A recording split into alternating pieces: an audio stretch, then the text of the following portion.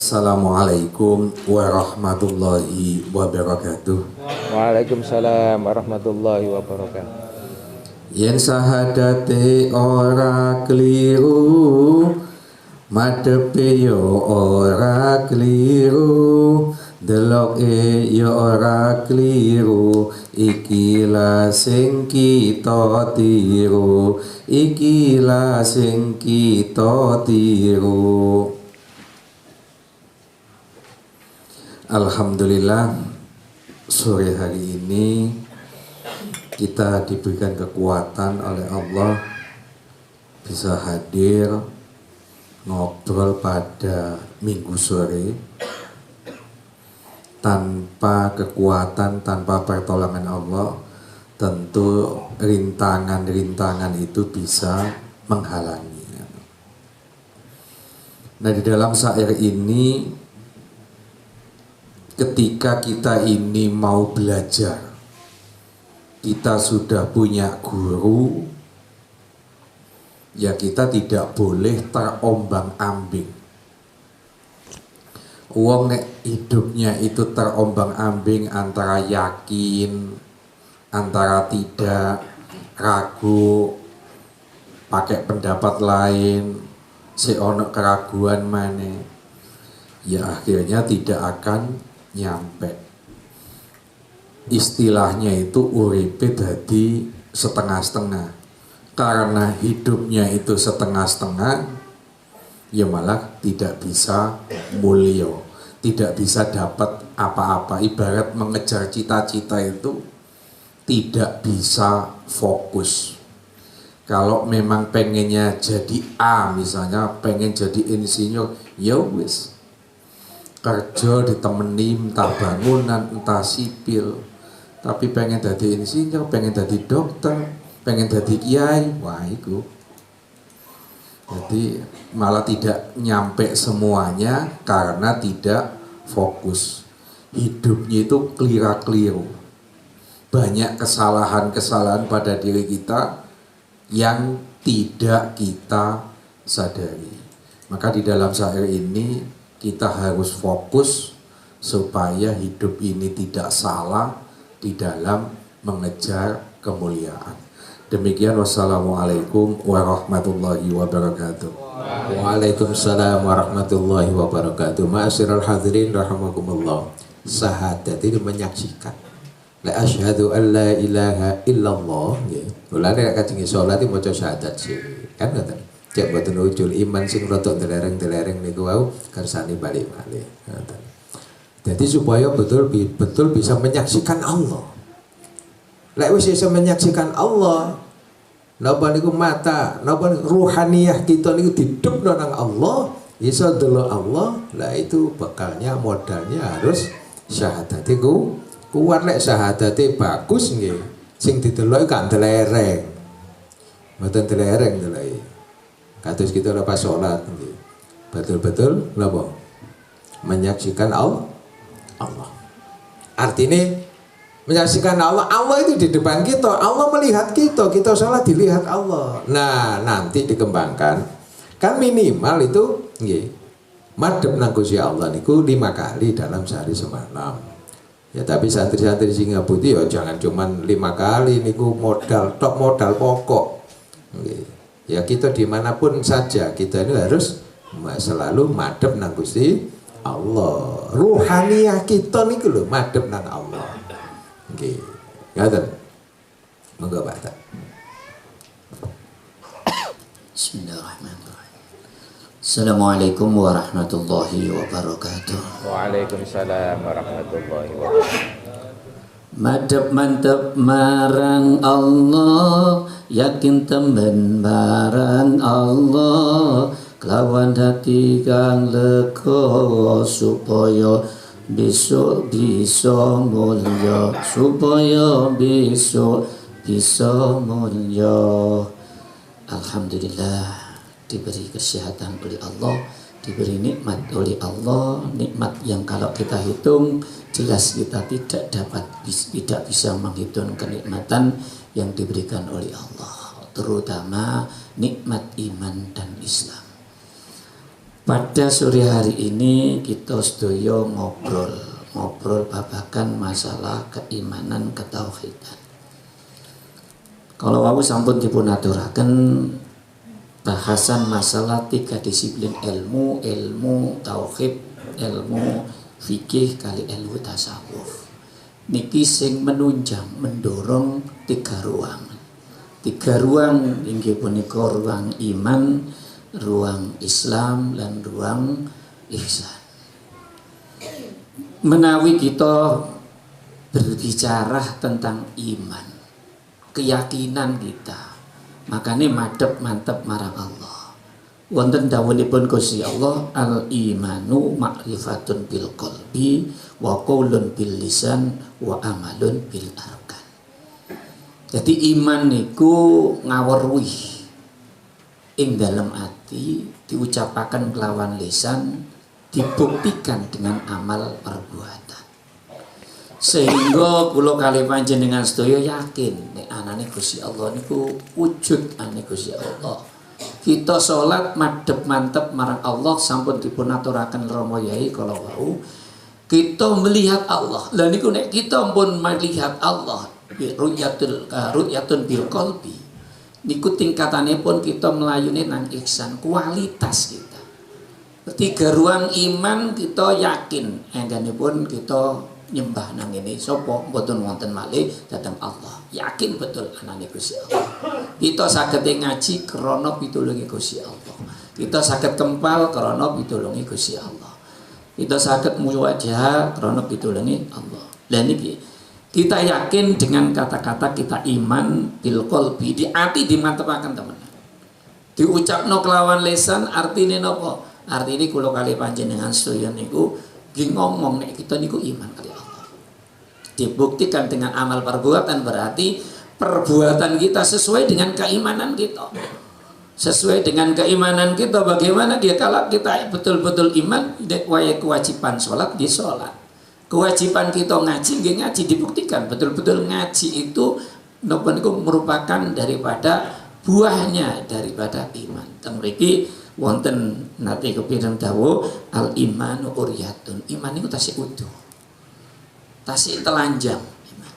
Dawuhipun Gusti Kanjeng Nabi al imanu uryatun wa libasuhu at-taqwa. Pakaiane iman niku takwa. Jadi iman niku tasik dereng lengkap, dereng pantes nek durung dilakukan sebuah ketakwaan kita. Iman tok gak takwa, ya belum sempurna imannya.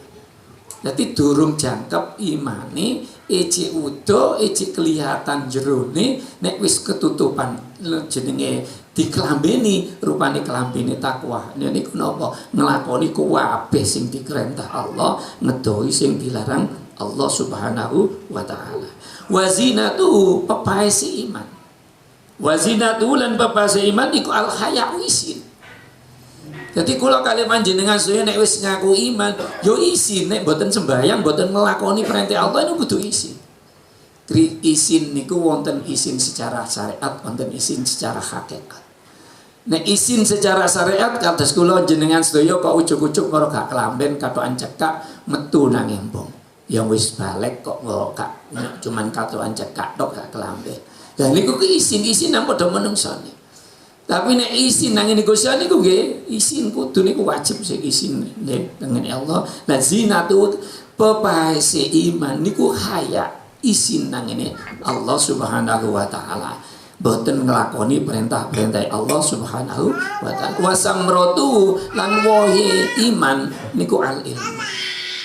Jadi buahnya iman niku ilmu. Jadi kula jenengan saya nek percaya nek ngaji iku penting. Nek ngaji iku iso gampangno kita nang ngene swarga. Lha buahe ya ilmu mengetahui tentang ya apa kita iso nang ngene swarga ya dengan iman. Percaya niku wae jalanane. Nek mboten percaya kula kali panjenengan sedaya gak percaya misale asgulane apa ngaji. Ngaji atu-atu ya ngene niku. Lah kalau kula kita gak percaya, gak iman betul ngaji niku napa akan mendapatkan ilmu, ya kasih oleh ilmu. Gak berbuah iman.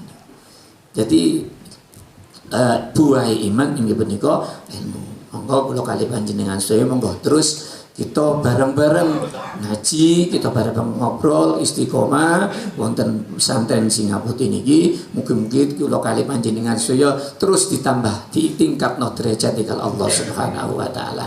Kirang langipun nyuwun agung pamunten. Alhamdulillah muwaffiq ila aqwamit. Wassalamualaikum warahmatullahi wabarakatuh. Waalaikumsalam warahmatullahi wabarakatuh, Pak Udin. Assalamualaikum warahmatullahi wabarakatuh. Waalaikumsalam warahmatullahi wabarakatuh. Kita hidup marang Rasulullah, kelawan maca sholawat marang Rasulullah, selalu eling marang Rasulullah, supaya bisa niru marang Rasulullah, supaya bisa niru marang Rasulullah. Syair yang kedua, yang ketiga, obrolan di sore hari ini tentang tauhid atau tentang keimanan. Berbicara rukun iman, ketika kita melaksanakan ibadah, ketika rukun itu ditinggal, itu bisa kolab. Contoh begini, sholat itu wajib bagi orang iman. Inna sholata kanat alal mu'minin kitaban mauquta. Karena rukun itu kalau ditinggal, ya menjadikan sebab tidak sempurna. Yang pertama contoh, sholat misalkan. Kenapa dimulai dengan syahadat? Dengan 6 rukun itu ketika kita melakukan ibadah, sebetulnya itu ikut semua. Karena kita melihat Allah, yakin kita bersaksi kepada Allah. Kemudian yang kedua, bahwasanya kita melakukan ibadah itu dikawal malaikat. Iman kepada malaikat. Yang ketiga, iman kepada kitabullah. Karena percaya itu kalamullah, Al-Quran itu. Kalau kita teliti satu persatu rukun iman ketika kita melaksanakan ibadah itu ikut semua. Iman kepada Rasulullah karena kita ibadah itu mengikuti Kanjeng Rasulullah. Sallu ra'aitumuni kama usalli. Kemudian iman kepada hari akhir. Karena dalam ujungnya dalam hidup akan berada di akhir-akhir nanti.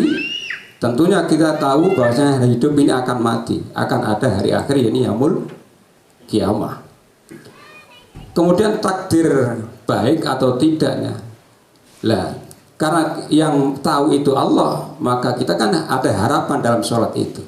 Maka sebetulnya rukun-rukun iman itu yang 6 itu ketika kita melaksanakan ibadah itu akan ikut serta semua. Ketika misalkan kita dalam melaksanakan ibadah sudah nggak ingat kepada malaikatnya Allah, tidak melihat cara-cara Kanjeng Rasul, ya akan berubah cara kita beribadah. Sholat niru sopo kan seperti itu. Kemudian kita melihat kemana itu.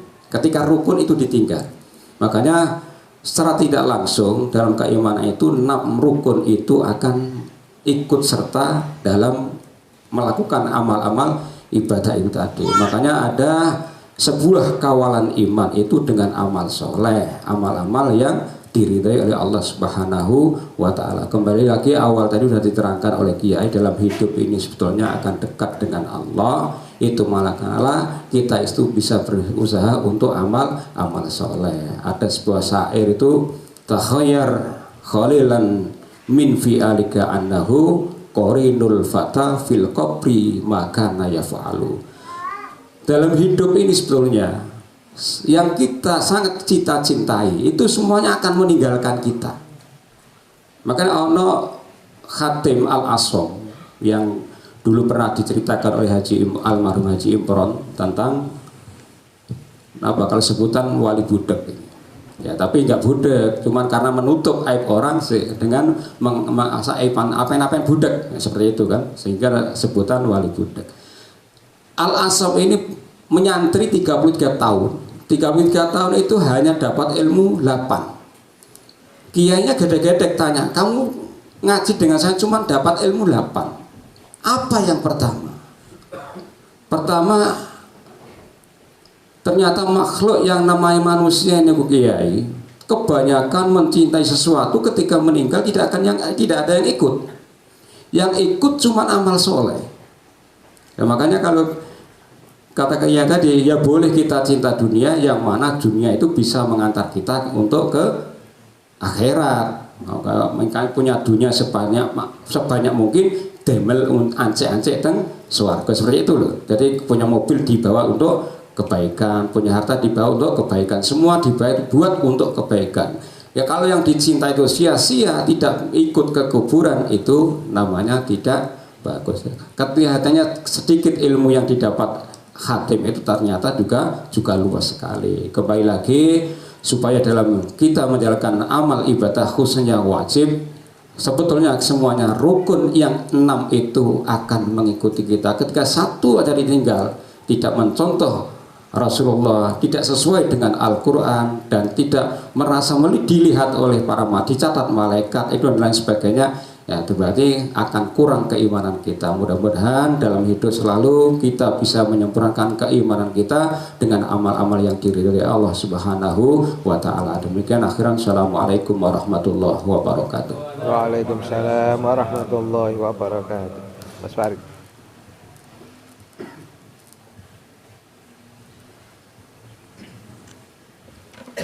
Assalamualaikum warahmatullahi wabarakatuh. Waalaikumsalam warahmatullahi wabarakatuh. Tauhid terus dicerokno, ilmu fikih diluasno, ilmu tasawuf terus dikuatno, supaya bisa dicintai Allah, supaya bisa dicintai Allah.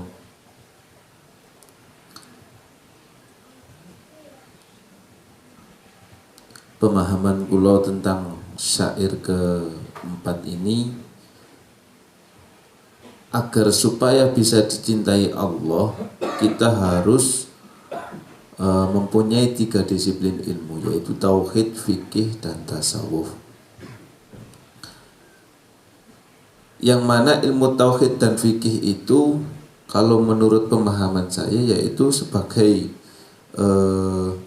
pondasi untuk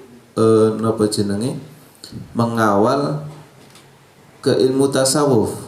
Karena ilmu tasawuf itu perjalanan spiritual atau jalan spiritual untuk menuju kepada Allah. Kenapa saya memahami tauhid dan fikih itu sebagai pondasi? Karena kalau ilmu tauhid itu adalah ilmu tentang keyakinan atau ilmu untuk mengenal kepada Allah. Jadi kalau ketika kita menuju ke ilmu tasawuf tapi kita itu tidak kenal kepada Allah, bagaimana mungkin bisa kita bisa berjalan menuju ke Allah? Begitu. Jadi ilmu tauhid itu sebagai dasar keyakinan kita untuk mengenal kepada Allah. Kemudian ilmu fikih itu ilmu tentang aturan-aturan yang sudah ditetapkan oleh Allah. Jadi kita juga harus tahu aturannya Allah itu bagaimana. Ya sama seperti ilmu tauhid tadi, ketika kita pada perjalanan spiritual tapi kita tidak tahu aturan bagaimana kita menuju kepada Allah atau supaya dicintai oleh Allah, itu bagaimana kita berjalan sedangkan kita tidak tahu aturan-aturannya. Makanya ilmu tauhid itu harus didalamkan supaya kita benar-benar yakin adanya Allah, atau kita benar-benar kenal kepada Allah, siapa itu Allah atau bagaimana itu Allah. ya yang intinya itu kita kenal kepada Allah, bahwa Allah itu Tuhanku dan lain sebagainya. Nah, maka tiga disiplin ilmu ini wajib kita punyai supaya kita memang berjalan menuju kepada Allah, supaya bisa dicintai oleh Allah, supaya kita bisa gampang menuju hub atau dicintai oleh Allah. Mungkin itu saja bisa saya pahami. Wassalamualaikum warahmatullahi wabarakatuh. Waalaikumsalam.